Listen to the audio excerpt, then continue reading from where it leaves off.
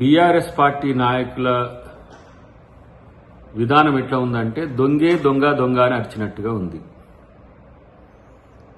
ఇలా కేటీఆర్ అయినా హరీష్ రావు అయినా పారిశ్రామిక వాడలకు కేటాయించిన భూములను రెసిడెన్షియల్గా కన్వర్జన్ చేసుకొని వందలాది ఎకరాలు బీఆర్ఎస్ ఎమ్మెల్యేలకు, మాజీ ఎమ్మెల్యేలకు, బినామీలకు కట్టబెట్టి ఈరోజు వాటిని సమర్థవంతంగా వినియోగించేందుకు ఒక జీవోని తీసుకొస్తే పెద్ద ఎత్తున దుమారం రేపుతూ ఆయా ప్రాంతాల్లో పోయి వాళ్ళు చేస్తున్న రాద్ధాంతం చూస్తే చాలా విచిత్రం అనిపిస్తుంది. 2013లోనే దీనికి సంబంధించిన చట్టం కాంగ్రెస్ పార్టీ తెచ్చింది.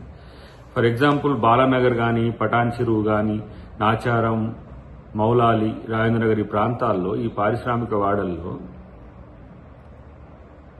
చాలా వరకు కొన్ని సిక్ అయిన కంపెనీలు కానీ లేకపోతే దివాలా తీసిన కంపెనీలకు సంబంధించిన భూములుంటే బీఆర్ఎస్ నాయకులు చట్టాన్ని పక్కన పెట్టేసి వివిధ రకాలుగా వివిధ వ్యక్తులకు వాళ్ళ యొక్క అన్యాయాలకు కట్టబెట్టడమే కాకుండా అక్కడ ఇండ్లు కూడా కట్టుకున్న పరిస్థితి ఉన్నది. ఫర్ ఎగ్జాంపుల్ మనం చూస్తే సిరీస్ కంపెనీ వనస్థలపురంలో కానీ, శంషాబాద్లో గ్లాస్ ఫ్యాక్టరీకి సంబంధించిన అంశం కానీ, లేదంటే రాజేంద్రనగర్లో బీర్ ఫ్యాక్టరీకి సంబంధించిన అంశాల్లో ఈ బీఆర్ఎస్ హయాంలోనే వీటిలో రెసిడెన్షియల్గా కన్వర్జన్ చేసుకొని ఇండ్లు కూడా కట్టుకొని వాటిని వ్యాపారం కూడా చేసుకున్నారు.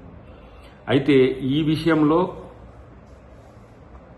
ఇప్పుడు హిల్ట్ పాలసీ వచ్చింది, ఇది ప్రభుత్వము ఏదో దాంట్లో స్కామ్ చేస్తుందని చెప్పి చేయడం ఎందుకంటే ఒకవేళ కనుక ఇవి బయటపడితే వాళ్ళ డ్రామా ఎక్కడ బయటపడుతుందో అనే ఉద్దేశంతో వాళ్ళు ఇలాంటి రాద్ధాంతం చేస్తున్నారు. కాబట్టి మేము దీని మీద స్పెషల్గా ఎంక్వైరీ చేస్తుంది కాంగ్రెస్ పార్టీ. డెఫినెట్గా ముఖ్యమంత్రి గారికి కూడా ఒక నివేదిక ఇస్తాం.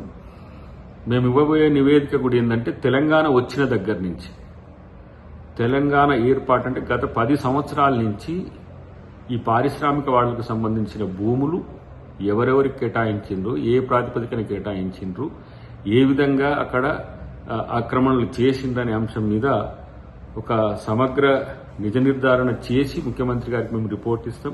ముఖ్యమంత్రి గారికి కూడా మా విన్నపం ఏముంది అని అంటే ఇలాంటి వాటి పట్ల ఇలాంటి దొంగల్ని వదిలేయాల్సిన అవసరం ఏందనే విషయంలో ఈరోజు కాంగ్రెస్ పార్టీగా మేము ఆలోచిస్తున్నాం. రెండవది, మొన్న కూడా జీహెచ్ఎంసీ మీటింగ్లో కూడా పెద్ద రాద్ధాంతం దుమారం చేసిండ్రు. చట్టసభల్లో చర్చించాల్సిన అంశాన్ని జీహెచ్ఎంసీలో తెచ్చారు. జీహెచ్ఎంసీలో కూడా ఆ రోజు నేను చెప్పిన ఏ వేదిక మీదైనా ప్రభుత్వం తీసుకొచ్చిన జీవోను చర్చించడానికి సిద్ధంగా ఉన్నాం, ఎలాంటి చర్చకైనా సిద్ధం అనేది ఇలా కాంగ్రెస్ పార్టీ విధానంగా ఉంది. ప్రభుత్వం తీసుకొచ్చిన ఆ జీవో ఏదైతే ఉందో దాని మీద ఈ అబద్ధ ప్రచారాలు చేయడం వల్ల మీకు వచ్చే లాభం లేకపోగా మీ దొంగతనాలు పూర్తిగా బయటపడితే బయట చేయాలని చెప్పి మేము ప్రభుత్వాన్ని కోరబోతున్నాం.